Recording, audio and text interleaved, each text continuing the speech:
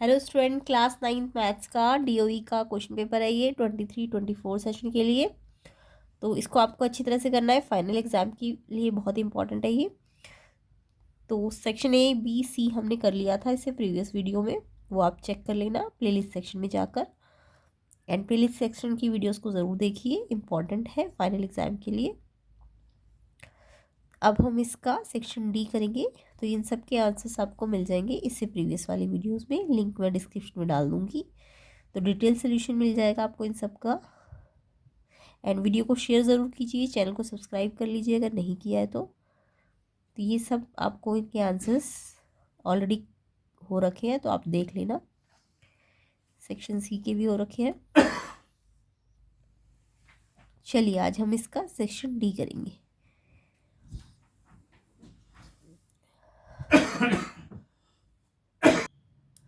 तो देखिए section D का 32 क्वेश्चन है। ए आपको गिवन है √7 - √6 अपॉन √7 + √6 एंड बी आपको गिवन है √7 + √6 अपॉन √7 - √6। और आपको इसकी इन ए और बी की हेल्प से a² + b² + ab फाइंड करना है।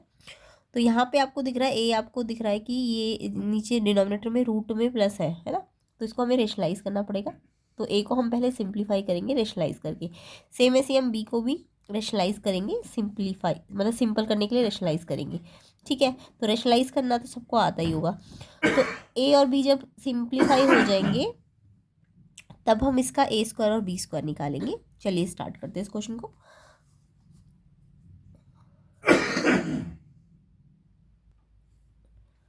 तो देखिए ए आपको गिवन है, तो ए को हम पहले सिंपल फॉर्म में लाएंगे, कैसे? रेशनलाइज करके। रेशनलाइज करने के लिए क्या करते हैं, अगर यहाँ नीचे प्लस है ना तो आपको यहाँ पे माइनस लिखना पड़ेगा। सेम यही नंबर लिख देंगे, जो भी नीचे डिनोमिनेटर में होता है उसको माइनस में लिख देंगे। अगर यहाँ प्लस है तो यहाँ माइनस में लिखा है तो सेम जो हमने नीचे लिखा है वही ऊपर भी लिखेंगे। तो ये रेशनलाइज करने का तरीका होता है। अब ऐसा हमने क्यों किया है, ताकि हम आइडेंटिटी बना दें। आइडेंटिटी क्या बनी है, a + b और a - b। तो a + b और a - b की आइडेंटिटी क्या होती है, a² - b²। तो ये हमने आइडेंटिटी बनाने के लिए ही यहाँ प्लस था तो माइनस लिया है। अगर यहाँ माइनस होता नीचे डिनोमिनेटर में तो यहाँ प्लस ले लेते हैं। तो इस तरीके से रेशनलाइज किया जाता है। अब आपको फॉर्मूला बन गया a² - b² का। तो a क्या आपका √7, उस पर स्क्वायर करो। तो आपको पता है ना, अगर किसी भी रूट पे स्क्वायर लगता है तो वो नंबर रूट से बाहर आ जाता है। तो यहाँ पे √7 का जब मैं स्क्वायर करूँगी आइडेंटिटी से तो 7 आ जाएगा। सेम ऐसे √6 का स्क्वायर करोगे तो 6 आ जाएगा और माइनस है फॉर्मूले का। तो ये आइडेंटिटी हमने यहाँ यूज़ की है, √7 का स्क्वायर माइनस √6 का स्क्वायर, जिससे ये 7 आ जाएगा और ये 6 आ जाएगा।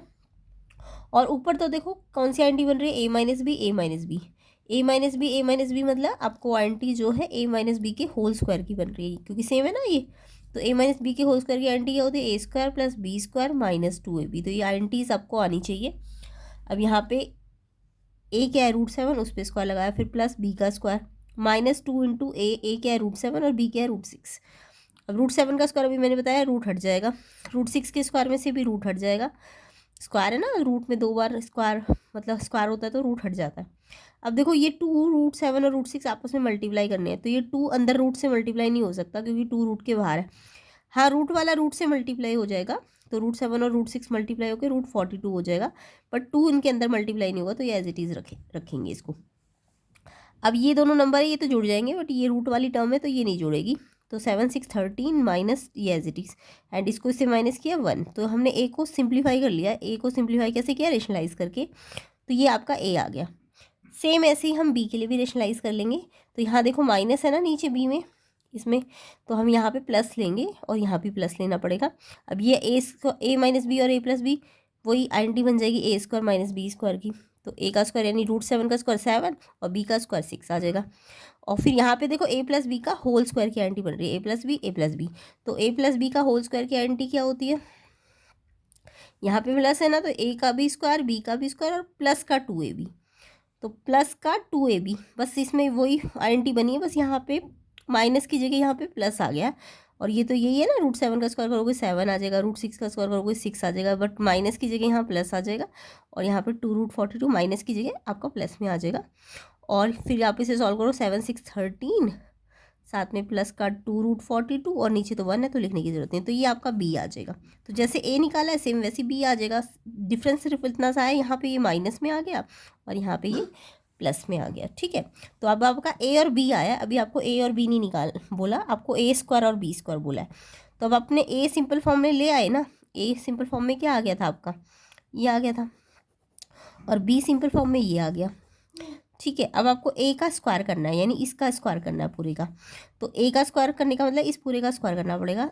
तो ए माइनस बी का होल स्क्वायर की आइडेंटिटी बनाओ। अभी बताइए ना मैंने, ए का स्क्वायर प्लस बी का स्क्वायर, ए क्या है 13, बी क्या है 2√42, ए का स्क्वायर बी का स्क्वायर माइनस 2 इंटू ए इंटू बी। तो यहाँ पे अब हमने फिर से ए दिया हुआ है, ए पे स्क्वायर लगाया तो इस पे पूरे पे स्क्वायर लगाया है। तो इस पे पूरे पे स्क्वायर का मतलब ये वाली आइडेंटिटी यूज़ कर ली है।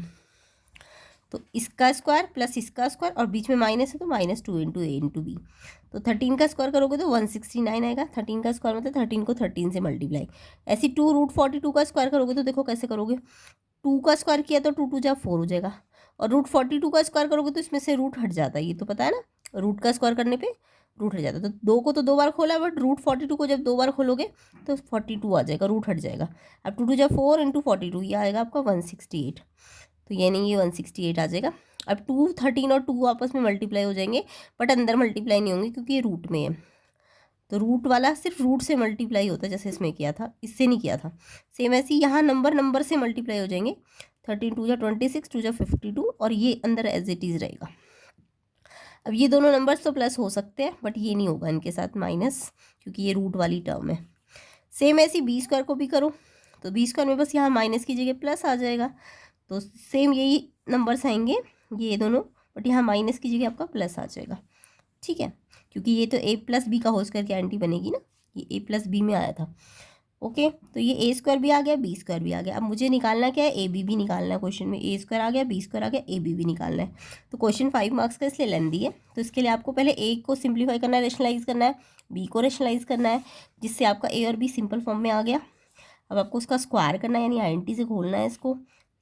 अगर ए सॉल्व हो रहा है ना तो बी तो बहुत ही आसानी से सॉल्व हो जाएगा, क्योंकि ये प्लस है। तो यहाँ पे बिल्कुल सॉल्व करने की जरूरत नहीं, आपको ये नंबर सब प्लस में लिख देने हैं।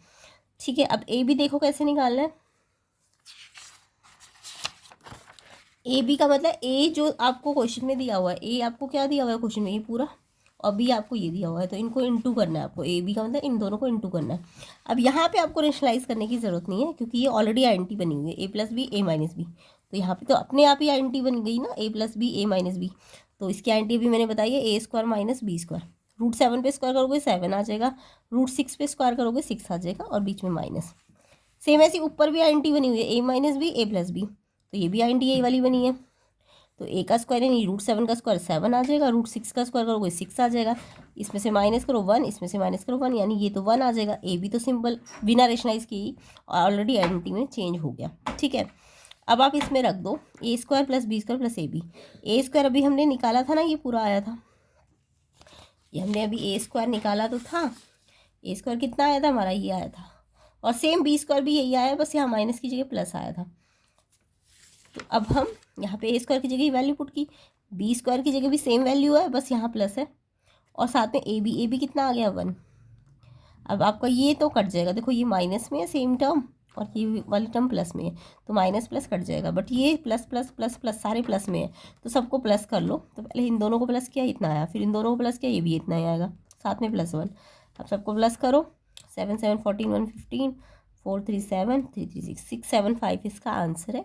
कमेंट करके बताइएगा किस किस बच्चों को ये क्वेश्चन समझ आ गया। एंड अपने आप इसे ट्राई कीजिए कॉपी पेन लेके, सिर्फ देखिए मत, देखने से नहीं आता है, एक बार समझ लीजिए, उसके बाद अपना नोटबुक और पेन लेके अपने आप इस क्वेश्चन को ट्राई करो और इसकी जैसे। इसके अलावा प्लेलिस्ट सेक्शन में ज़रूर जाइए, आपको डिस्क्रिप्शन में लिंक भी डाल दूँगी। प्लेलिस्ट के 3 से 4 क्वेश्चन पेपर ज़रूर कर लीजिए, आपके फाइनल एग्जाम में आपको बहुत हेल्प मिलेगी। चलिए स्टार्ट करते हैं इसका क्वेश्चन नंबर 33 सेक्शन डी का। तो देखो यहाँ पे क्वेश्चन तो एनसीईआरटी से ही है, बट थोड़ा सा ट्रिकी लगता है बच्चों को ये क्वेश्चन, डायग्राम देख के डर जाते हैं, बट डरने की खास ज़रूरत नहीं है। इसमें सिंपल एक सर्कल की कुछ प्रॉपर्टी लग रही है, वो मैं आपको बताऊंगी। तो 33 क्वेश्चन में 2 सर्कल है, एक दूसरे को इंटरसेक्ट कर रहे हैं बी और सी पे, वो हमें दिख ही रहा है, एक सर्कल ही है, एक सर्कल ही है, और बी और सी पे इंटरसेक्ट कर रहे हैं, यानी काट रहे हैं एक दूसरे को। अब आपको बोला है बी से 2 लाइन सेगमेंट बनाई है हमने, ए बी डी। बी से क्या बनाई है, through B two line segment, एक तो ए बी डी बना दी हमने, ये पूरी लाइन बना दी, और एक पी वी क्यू बना दी, और इंटरसेक्ट कर रही है सर्कल को, ये लाइन सेगमेंट इस सर्कल को ए पे और इस सर्कल को डी पे काट रही है, एंड इधर वाले सर्कल को पी पे और इधर वाले सर्कल को क्यू पे काट रही है। तो सबसे पहले तो क्वेश्चन में क्या दिया हुआ है, क्वेश्चन में आपको दो सर्कल दिए हुए हैं, एक सर्कल है और एक ये सर्कल है, दोनों कहाँ पे इंटरसेक्ट कर रहे हैं, बी और डी पे। अब बी और डी पे इंटरसेक्ट करने के बाद एक लाइन हमने ए बी डी, बी से होते हुए ए बी डी लाइन बनाई है ये रही, और एक लाइन हमने डी से होते हुए, सॉरी बी से ही होते हुए पी बी डी भी बना दी, ये रही, बी से ही होते हुए एक लाइन ए बी डी बनाई और पी बी क्यू भी बना दी, ठीक है। उसके बाद बोला प्रूव करना है ए सी पी। अब देखो यहाँ पे सी, जो यहाँ सी है, सॉरी यहाँ सी से इसको हमने पी को जोड़ दिया और ए को भी जोड़ दिया, सेम है सी, डी से हमने सी को जोड़ा और क्यू से भी जोड़ दिया, ठीक है। तो ऐसा कुछ डायग्राम है। तो आपको सबसे पहले आपको प्रूफ क्या करना है क्वेश्चन में, ए सी पी यानी ए सी पी ये वाला एंगल, और क्या प्रूफ करना है, क्यू सी डी ये वाला एंगल, ये दोनों एंगल इक्वल करने हैं आपको, ठीक है। तो आपको एक सर्कल में एक प्रॉपर्टी पता होनी चाहिए, अगर एक सर्कल पे एक आर्क से, देखो एक सिंगल आर्क है, इससे एक तो ये वाला एंगल बना सर्कल पर, ऑन सर्कल बनना चाहिए, और उसी आर्क का यूज़ करके हमने अगर दूसरे सर्कल के पॉइंट पर डाल दिया, तो सेम आर्क से अगर सर्कल पे दो एंगल बनते हैं ना, सेम आर्क से सर्कल पे दो एंगल बनते हैं, तो वो दोनों ना इक्वल होते हैं, क्योंकि ये सेम आर्क पे बने, ये भी उसी, मान लो ये अगर ए बी सी है और ये मान लो ए डी सी है, तो A B C A C arc पे बना है और ए डी सी भी आपका ए सी आर्क पे ही बना है, तो दोनों ए सी आर्क पे बने, तो ये दोनों एंगल सर्कल वाले सर्कल पे होने चाहिए, इक्वल होते हैं। सेम ऐसे ही हमें दिख रहा है, अगर मैं इसको एंगल 1 मान रही हूँ, इसको एंगल 3 मान लेते हैं, हमें प्रूफ क्या करना है, एंगल 1 3 के बराबर है ना, ये प्रूफ करना है। तो ये तो हमें प्रूफ करना है। अब मेरे को दिख रहा है कि ये वाला एंगल 1 किस आर्क पे बना है, ए सी पी, ये ए पी आर्क पे बना है ना, तो ए पी आर्क पे एक और भी तो एंगल बना हुआ, ये वाला सर्कल पे ही तो बना है, इसी सर्कल पे, इस वाले बड़े वाले सर्कल पे एक तो ए सी पी बना है ए पी आर्क पे, और इसी सर्कल पे एक ए बी पी भी बना है, तो इसको एंगल 2 मान लेते हैं, ठीक है। तो एंगल 1 और एंगल 2 बराबर हो जाएंगे इस वाली थ्योरम की हेल्प से, क्योंकि ए पी क्या है, सेम आर्क है, ए पी क्या है आपकी, सेम आर्क है, ठीक है ना। फिर सेम ऐसी जो सी क्यू सी डी है, ये कौन सी आर्क पे बना है, क्यू डी आर्क पे, छोटे सर्कल पे क्यू सी डी कौन सी आर्क पे बना है, क्यू डी आर्क पे, और क्यू डी ही आर्क पे एक और बना है ये वाला एंगल, क्यू डी आर्क पे ही तो बना है ये वाला, इस सर्कल पे, सेम छोटे सर्कल पे, तो इसको 4 मान लो, तो एंगल 3 किसके बराबर हो जाएगा, एंगल 4 के। यहाँ पे कौन सी आर्क सेम है, डी क्यू आर्क सेम है, तो सेम आर्क पे दो एंगल अगर सर्कल पे बने हो तो वो इक्वल होते हैं। अब मेरे को क्वेश्चन में बोला है ये इसके बराबर करो, ठीक है। तो हमें ये भी पता है, देखो ये 2 और 4, क्योंकि ये दो लाइन सेगमेंट बी से होके जा रही थी ना, बी से होके दो लाइन सेगमेंट जा रही थी, तो ये 2 और 4 कैसे एंगल है, वर्टिकली अपोजिट है, तो एंगल 2 तो 4 के इक्वल होना चाहिए, वर्टिकली अपोजिट एंगल, क्योंकि ये दो लाइन सेगमेंट एक दूसरे को काट के जा रही, बी से ही एक बार ये जा रही थी और एक बार ये जा रही थी, तो ये जो 2 और 4 एंगल है ये इक्वल होंगे वर्टिकली। तो यहाँ पे 2 और 4 अगर इक्वल है ये दोनों एंगल, तो ये भी तो इक्वल होने चाहिए, है ना। तो हम फर्स्ट सेकंड और थर्ड को अगर देखें, तो ये दोनों अगर इक्वल है, ये दोनों इक्वल है, तो अगर ये left and right hand side equal है, तो लेफ्ट हैंड साइड भी तो इक्वल होगी, तो from first second and third ये इक्वल आ रहे हैं ना, तो ये भी इक्वल होंगे, एंगल 1 3 के इक्वल। और यही तो हमें क्या करना है क्वेश्चन में, प्रूफ करना है। तो मैंने यहाँ पे शॉर्ट नेम देख के प्रूफ किया है, आप इसे चाहो तो पूरे पूरे नेम लिख दो।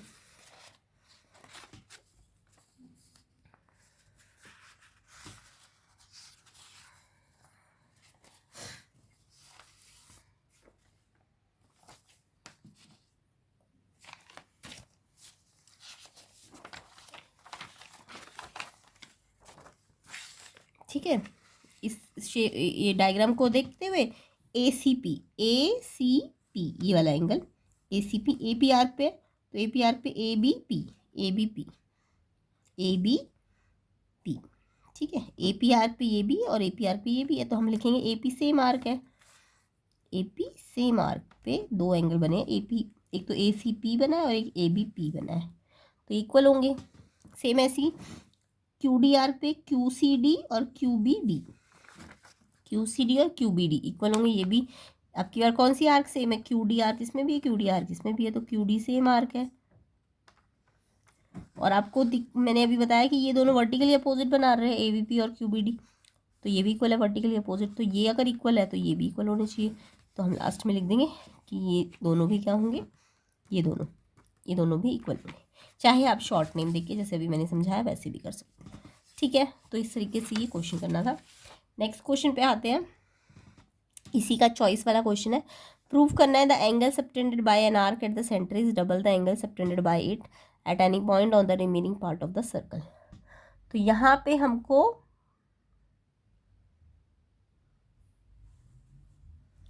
प्रूफ करना है, ये थ्योरम है एक, कि हमें प्रूफ करना है कि अगर कोई आर्क से एंगल बने और सर्कल पे, और एक उसी आर्क से एंगल बने आपका सेंटर पे, तो जो सेंटर वाला एंगल होता है वो रिमेनिंग पार्ट ऑफ सर्कल पे बने एंगल का क्या होता है, डबल होता है।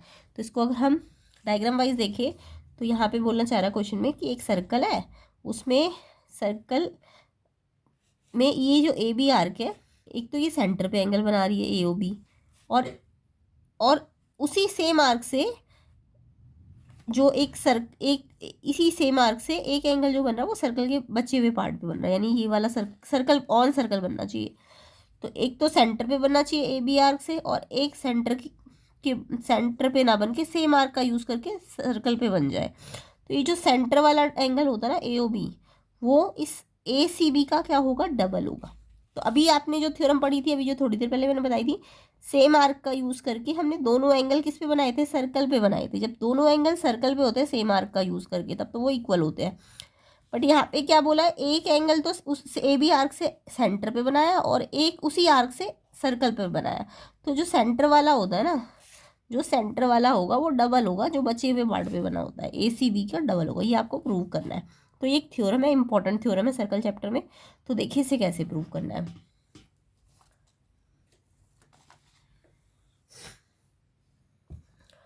तो यहाँ पे आपके ना 3 केस बनते हैं। पहले तो आप गिवन लिख देना, थ्योरम है तो गिवन है कि एक आर्क ए बी ले ली इन्होंने, ठीक है, और सेंटर सर्कल ले लिया जिसका सर्कल का नाम सी ले लिया, सेंटर ओ है, रेडियस आर है, तो सर्कल को ऐसे रिप्रेजेंट करना चाहिए। और ये ए ओ बी जो एंगल है वो सेंटर पे बना रहा है, और ए जो ए सी बी एंगल बना रहा है वो सी पॉइंट पे बचे हुए सर्कल पे बना रहा है, ये सर्कल पे बना रहा है, ऑन सर्कल बनाना है, ऑन, ठीक है, ऑन सर्कल मतलब सर्कल की बाउंड्री पे। तो एक तो सेंटर पे बन रहा है और एक इस पे। अब इसमें ज़रूर थोड़ा ना ऐसा ही डायग्राम बनेगा, क्या पता ए बी आर्क ऐसे आपका इस पे बना रही हो, स्ट्रेट एंगल बना रही हो, और ए सी भी ऐसे बन रहा हो, है ना। क्या पता पहला केस ए बी क्या पता माइनर आर्क हो, छोटी आर्क हो, या फिर ए बी सेमी सर्कल पे हो, या फिर ए बी आपकी कैसी आर्क हो, माइनर नहीं मेजर आर्क हो, यानी कि आपको पता है ना 2 आर्क होती है। अगर ये ए बी मैं यहाँ ले रही हूँ, ठीक है, ये ए बी यहाँ से यहाँ तक, तो एक तो ए बी यहाँ ऐसे लूँगी तो ये माइनर होती है। बट अगर मैं ए बी को ऐसे बजाय ऐसे लूँ, ये भी तो ए बी आर्क है, तो ये मेजर आर्क है, ठीक है। तो अगर मैं ए बी मेजर आर्क में डाल दूँ, ये बड़ी आर्क में डाल दूँ, तो ये फिर सेंटर पे ऐसे आ जाएगा और सर्कल पे ऐसे आ जाएगा। तो ये 3 केस बनेंगे, बट आपको यही केस इंपॉर्टेंट प्रूव करना होता है। तो बट डायग्राम वाइज आप इसके 3 केस दिखाओगे कि 3 केस बनते हैं इस क्वेश्चन में। एक या तो ए बी माइनर आर्क पे बना दो, छोटी आर्क बना दो ए बी को, या ए बी को सर्कल पे बना दो सेमी सर्कल पे, या ए बी को मेजर आर्क पे बना दो, ठीक है। हम यहाँ पे कौन सी थ्योरम यूज़ करेंगे ये ध्यान से देखेंगे। तो इसी डायग्राम को हम सॉल्व कर लेते हैं। तो देखो मैंने एक तो ए बी आर्क से सेंटर पे बना दिया, और ए बी आर्क से ही हमने सर्कल पे बना दिया, ठीक है। हमें प्रूफ क्या करना है, गिवन लिख दिया हमने, क्या करना है, डायग्राम बना लिया, अब हमें प्रूफ करना है। तो उससे पहले हम एक कंस्ट्रक्शन कर लेंगे। तो पहले आपको गिवन लिखना होता है, क्या गिवन है वो ये लिख लेना। प्रूफ क्या करना है, प्रूफ करना है हमको ए ओ बी डबल है ACB का, ये आपको प्रूव करना है। अब कंस्ट्रक्शन क्या करनी है, आपने CO को ज्वाइन किया और एक्सटेंड किया इसको मान लो D तक, तो हम लिखेंगे ज्वाइन CO एंड एक्सटेंड किया इसको कहाँ तक, D तक। ठीक है, ये आपको लिखना है। अब आप इसमें ना प्रूफ करोगे स्टेप, तो थ्योरम में 4 स्टेप करने होते हैं, गिवन क्या क्या है, प्रूफ क्या है, कंस्ट्रक्शन क्या करनी है और प्रूफ। अब प्रूफ में हमें पता है, अगर मैं ये AOC ट्राइंगल को देखूँ, AOC ट्राइंगल, मैं भी ये AOC ट्राइंगल लूँगी, तो हमें पता है ये रेडियस है AO और OC है ना, तो इन ट्राइंगल AOC, AO क्या है, OC के बराबर है, रेडियस है। रेडियस क्या होती है, जो सेंटर से शुरू और सर्कल में ख़त्म हो, तो ये AO और OC ये रेडियस ही तो है। अब ये अगर इस ट्राइंगल में ये दो रेडियस इक्वल है सामने सामने, किसी भी ट्राइंगल में अगर दो साइड इक्वल होती है तो उनके अपोजिट एंगल्स भी क्या होते हैं, इक्वल। तो ये इस साइड के ये वाला एंगल और इस साइड के साथ जो ये एंगल है, ये दोनों एंगल 1 और 2 मान लो इनको, एंगल 1 और 2, तो एंगल 1 और 2 इक्वल हो जाएंगे, है ना। Angle opposite equal sides are equal, ये लिख लेना आप, angle opposite to equal sides are equal. तो एंगल अगर opposite side equal opposite side के है तो वो इक्वल होते हैं, या तो एंगल इक्वल हो तो साइड इक्वल होती है अपोजिट वाली, जैसे ये एंगल इक्वल होते तो इनके अपोजिट ये वाली साइड आती, और अगर ये साइड अपोजिट साइड इक्वल है तो ये इनके अपोजिट एंगल इक्वल होंगे। ठीक है, तो ये एंगल इक्वल है। अब हमें पता है कि इस AOC ही ट्राइंगल में, अगर ये AOC ट्राइंगल है तो इसके बाहर ये देखो OC एक्सटेंड हो गई ना, तो ये ट्राइंगल कुछ ऐसा था ये, और इसको ऐसे एक्सटेंड कर दिया, तो ये वाला एक्सटीरियर एंगल हो जाएगा। इस ट्राइंगल AOC में ये वाला एक्सटीरियर एंगल है, लाइन के बाहर आ रहा है ना, ये लाइन से इस लाइन को एक्सटेंड किया हमने, तो ये लाइन के बाहर आ गया ये एंगल, तो ये एंगल बाहर वाला एंगल है, तो इसको एंगल क्या मान ले, एंगल 3 मान लेते हैं। ठीक है, तो एंगल 3 हमारा एक्सटीरियर एंगल है। अब एक्सटीरियर एंगल आपको पता होना चाहिए, किसी भी ट्राइंगल का एक्सटीरियर एंगल, अगर ये ट्राइंगल और इसका एक्सटीरियर एंगल है, तो ये एक्सटीरियर एंगल जो होता है ये वाला, ये अंदर के दो एंगल्स के सम के इक्वल होता है, जो इसके साथ जुड़ा उसके नहीं, इसके साथ जो लीनियर पेयर में उसको नहीं लेना होता, ये बचे हुए जो दो एंगल होते हैं। ठीक है, तो एंगल 3 किसके इक्वल है, इसके साथ जुड़ा हुआ तो ये वाला एंगल है, इसके नहीं, 1 और 2 के सम के इक्वल होगा, तो ये आपकी एक्सटीरियर एंगल थ्योरम होती है, लिख देना एक्सटीरियर एंगल थ्योरम। ठीक है, या प्रॉपर्टी। सेम ऐसी अब आप BOC ट्राइंगल में भी देखो, BOC ट्राइंगल में, ट्राइंगल BOC में यहाँ भी BO OC के बराबर हो जाएगा। BO क्या है, रेडियस है, ये रेडियस इस रेडियस के बराबर हो जाएगी, तो ये एंगल, इसको हम एंगल 5 ले लेते हैं, इस वाले एक्सटीरियर को एंगल 5, तो इसको हम 4 लेंगे तो इसको 5 ले लो, 4 और 5 भी क्या हो जाएंगे, इक्वल हो जाएंगे। इसमें भी सेम वही रीज़न लिख देना, ये वाला angle opposite equal sides are equal. ठीक है, यहाँ भी एक्सटीरियर एंगल बना लो, एंगल 6, एक्सटीरियर एंगल, इस वाले ट्राइंगल का एक्सटीरियर एंगल, ये वाली लाइन यहाँ पे जा रही है ना 6, ये 6 किसके बराबर होगा, 4 और 5 के सम के बराबर होगा। एंगल 6 4 और 5 के सम के बराबर होगा, और 4 और 5 तो इक्वल है, तो 4 और 5 की जगह में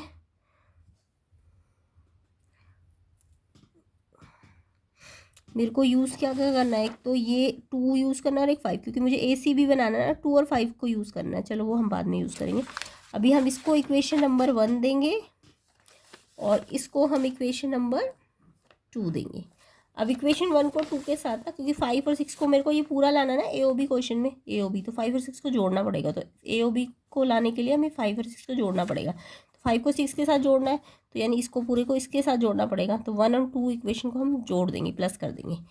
ठीक है, तो एडिंग फर्स्ट एंड सेकेंड, तो 5 को तो 6 लेफ्ट को लेफ्ट के साथ जोड़ दो और राइट साइड को राइट साइड के साथ जोड़ दो, तो इसको इसके साथ जोड़ो 5 + 6, और इधर 1 2 और 4 5 को जोड़ दो, 1 2 और 4 5। अब हमें क्वेश्चन में 2 और 5 बनाना है, ACB बनाना है ना, तो हमें 2 और 5 लाना है, तो हमें ये पता है कि या 2 और 5 को हमें एज इट इज़ रखना है, बस 1 और 4 को चेंज करना है, तो 1 को मैं एंगल 2 नहीं लिख सकती, क्योंकि अभी हमने प्रूफ तो किया था एंगल 1 2 के बराबर है, तो इस एंगल 1 की जगह मैंने एंगल 2 लिख दिया और इसे एज इट इज़। 4 और 5 बराबर है, तो 5 को चेंज नहीं करना, 4 को चेंज कर दो, 4 को एंगल 5 लिख दो और इसको एज इट इज़ लिख दो। अब एंगल 2 2 एंगल 2 हो जाएंगे, और ऐसे एंगल 5 2 एंगल 5 हो जाएंगी। अब यहाँ से 2 2 कॉमन ले लो, एंगल 2 प्लस एंगल 5 और angle 5 plus 6 as it is. Angle 5 और 6 को पूरा नाम क्या लिखेंगे, ए ओ बी, ए ओ बी। और 2 और 5 का नाम क्या है, A C B, double of A C B. इसकी जगह हमने ए सी बी लिखा और 2 बाहर है, तो यही तो प्रूफ करना था हमको, तो इस तरीके से ये प्रूव हो जाएगा। तो प्रूव करने के लिए पहले आपको ये ए ओ सी वाला ट्राइंगल लेना है, इसमें पहले ये अपोजिट एंगल्स बराबर करो, फिर एक्सटीरियर एंगल प्रॉपर्टी लगाओ, 5 इन दोनों के सम के बराबर है, सेम ऐसे 6 इन दोनों के सम के बराबर है। ठीक है, जब ये दोनों कर दोगे तो इसको इसके साथ जोड़ देना, इसको इसके साथ जोड़ देना, फिर ये 1 को चेंज करना 2 में और 4 को चेंज करना 5 में, और फिर ये डबल डबल हो जाएंगे, डबल कॉमन लेके ये ए सी बी बन जाएगा। तो यही आपको प्रूव करना होगा। आई होप ये क्वेश्चन आपको समझ आ गया। तो इसके 3 केस बनेंगे, ये याद रखना।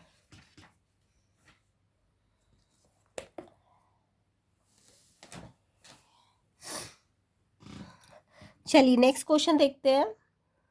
34, Rahul distributed chocolates on his birthday, he gave 5 chocolate to each child and 20 chocolates to adults. If number of chocolates, यहाँ पे ना सही कर लेना, चॉकलेट्स नहीं है,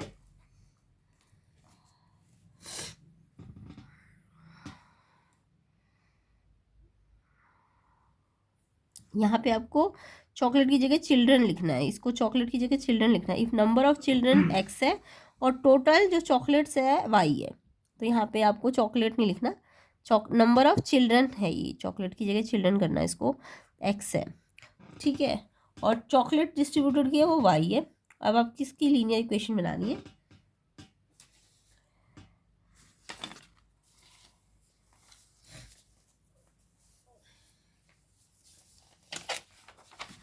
तो सिंपल क्वेश्चन ही है।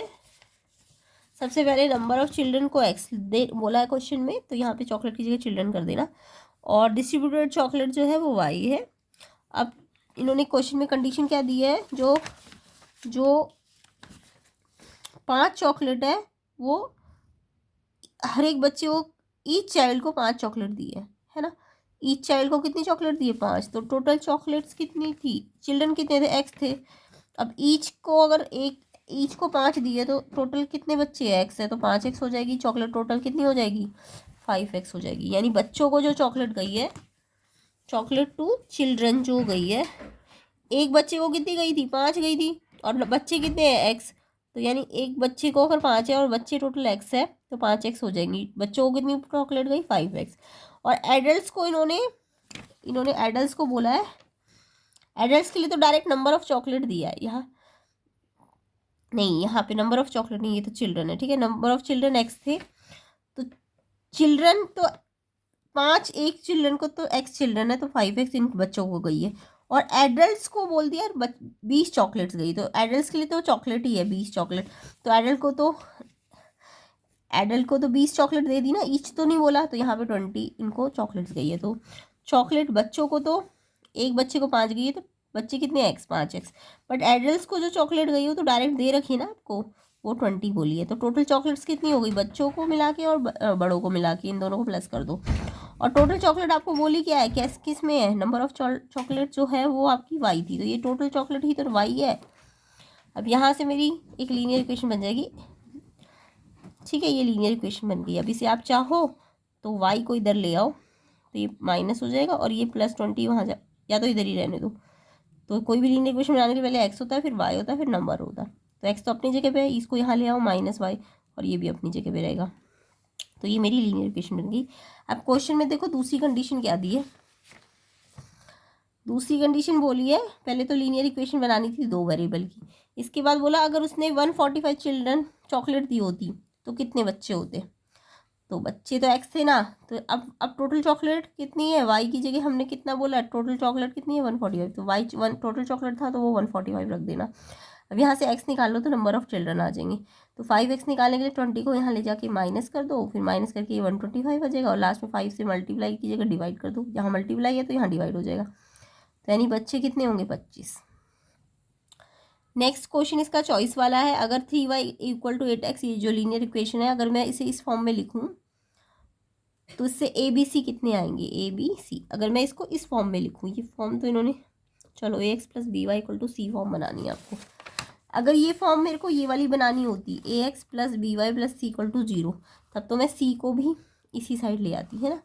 तो पहले एक्स वाला टर्म ये रहा, अब ये पहले लिखो, फिर वाई वाला टर्म, ये इसको वहाँ एक्स के साथ ही वाई वाला टर्म है तो एक्स वाला तो अपनी जगह पे रहेगा क्योंकि पहले एक्स वाला आएगा, फिर वाई वाला इधर आएगा तो ये माइनस में हो जाएगा, और फिर कांस्टेंट टर्म तो था ही नहीं तो 0, कांस्टेंट टर्म तो है ही नहीं ना इसमें, एक्स और वाई वाला है, कांस्टेंट नहीं है तो कांस्टेंट 0 एंड वहाँ पे 0। बट क्वेश्चन में ऐसी फॉर्म नहीं बनानी, क्वेश्चन में हमें बोला ए एक्स प्लस बी वाई, सी को आपको यहाँ रखना है, तो इस हिसाब से पहले 8x आएगा, वाई को भी इधर लाओ तो ये माइनस हो जाएगा यहाँ आके, और सी को यहीं रहने दो, सी आपको कुछ दिया ही नहीं है तो सी की जगह क्या रख दो 0।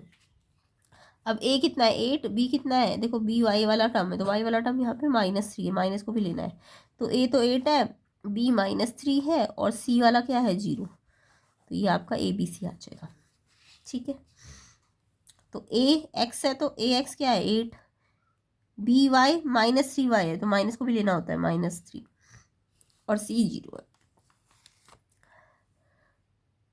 नेक्स्ट इसमें पूछा how many solution of this equation can you find out, इस इक्वेशन के कितने सोल्यूशन आ सकते हैं। तो कोई भी लीनियर इक्वेशन होती है ना, उसमें आप जितनी एक्स की वैल्यू पुट करोगे उतनी वाई की वैल्यू निकलती जाएगी, ऐसे बहुत सारे सोल्यूशन निकल सकते हैं, तो इनफाइनाइट सोल्यूशन मिल जाएंगे हमको।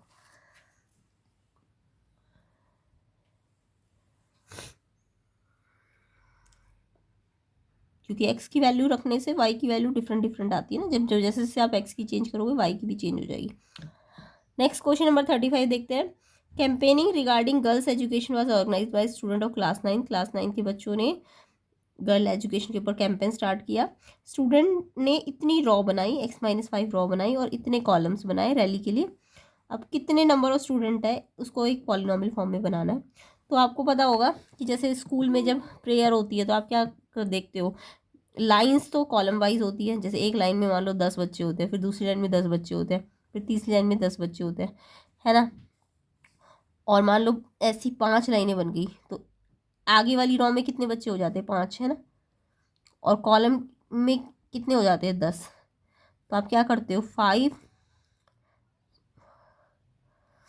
मतलब 5 और कितने बच्चे टोटल बच्चे कितने हैं 10। तो आप क्या करते हो रॉ को नंबर ऑफ कॉलम से क्या करते हो मल्टीप्लाई करते हो ना, तभी तो आपके टोटल स्टूडेंट निकल के आते हैं कि आगे 5 बच्चे हैं, ऐसे करके पीछे तक 10 बच्चे हैं, तो 5 बच्चे आगे फिर ऐसे करके 10 लाइन तक जाएंगी, तो रॉ जितनी होंगी उनको कॉलम जितने होंगे उनसे क्या करना पड़ेगा मल्टीप्लाई। तो सेम ऐसे यहाँ भी हम करेंगे, टोटल नंबर ऑफ स्टूडेंट निकालने के लिए नंबर ऑफ रॉ को मल्टीप्लाई करेंगे नंबर ऑफ कॉलम से। नंबर ऑफ रॉ आपको इस फॉर्म में दिया हुआ था x-5, और नंबर ऑफ कॉलम आपको ये दिया हुआ है। अब इसको पॉलिनॉमियल बनाना है, तो ये पूरा ब्रैकेट है ना, तो इसको पहले x को इस पूरे से मल्टीप्लाई करो, तो x को 3x से करोगे 3x² हो जाएगा, फिर x को 4 से करो -4x, क्योंकि ये प्लस और ये माइनस है, मल्टीप्लाई कर दो तो 4x हो जाएगा, और ये प्लस ये माइनस, माइनस का साइन। सेम ऐसी अब 5 की टर्न, पहले x की टर्न में x को दोनों से करना होता है, फिर 5 में इसको भी दोनों से करना है। 5 को 3 से करोगे 15x, यहाँ माइनस यहाँ प्लस, तो माइनस लग जाएगा। 5 को 4 से मल्टीप्लाई करो 20, माइनस माइनस प्लस, मल्टीप्लाई में 2 माइनस प्लस बन जाते हैं। अब ये x² वाली कोई टर्म यहाँ है ही नहीं, तो ये एज इट इज़ आ जाएगी। x वाली ये दोनों टर्म है सेम है तो इसलिए जुड़ जाएगी, तो माइनस माइनस माइनस माइनस क्या करते हैं प्लस, 4 और 5 19, साइन माइनस का लगेगा, माइनस माइनस प्लस करते हैं साइन माइनस का, ये दोनों जुड़ गई है, क्यों, क्योंकि ये x है ये भी x है, लाइक टर्म जुड़ जाती है बट अनलाइक वाली इसके साथ नहीं जुड़ेगी, तो ये दोनों जुड़ गई। अब ये भी इसके जैसा कांस्टेंट कोई टर्म है ही नहीं, तो ये एज इट इज़ रहेगी, तो सारे अनलाइक आ गए तो एज इट इज़ रहेंगे, तो ये मेरा पॉलिनॉमियल बन गया। ठीक है, तो इस तरीके से पॉलिनॉमियल बनाना है। तो आई होप आपको ये सारे क्वेश्चन समझ आए। अगर कोई डाउट है तो कमेंट सेक्शन में ज़रूर बताइएगा। इसका सेक्शन ई हम नेक्स्ट पार्ट में कवर कर लेंगे, तो सेक्शन ई के भी अच्छे अच्छे क्वेश्चन हैं, डिटेल सोल्यूशन के साथ हम इसे नेक्स्ट पार्ट में करेंगे। एंड वीडियो को शेयर ज़रूर कीजिए, चैनल को सब्सक्राइब कर दीजिए ताकि सेक्शन ई आपको जल्दी से जल्दी मिल जाए, और शेयर भी ज़रूर कीजिए, लाइक भी कर दीजिए वीडियो को, और प्लेलिस्ट सेक्शन को ज़रूर देख लीजिएगा, और कॉपी पेन लेके प्रैक्टिस कीजिए ताकि आपकी प्रैक्टिस अच्छी हो सके।